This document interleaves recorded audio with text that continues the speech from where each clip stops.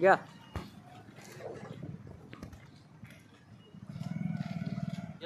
Hello.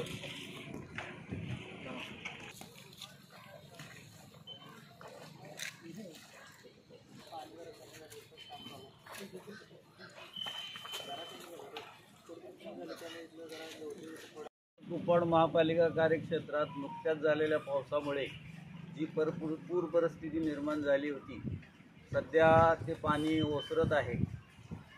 एकूण 11 ठिकाणं अशी आहेत बाधित क्षेत्र म्हणून, तेथे पुराचे पाणी आहे.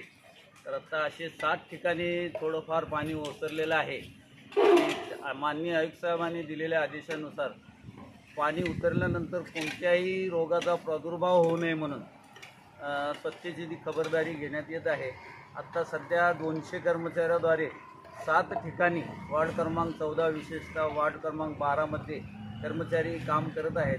जसे जसे पाणी ओसरत जाईल तशी आमची स्वच्छतेची यंत्रणा, औषध फवारणी, पावडर धुळणी करण्यात येत आहे आणि पूर्णपणे त्याचा कामाचा कृती आराखडा तयार करण्यात आला आहे. त्या पद्धतीनं माननीय आयुक्त साहेब यांनी दिलेल्या आदेशानुसार पुढील कारवाई करण्यात येईल.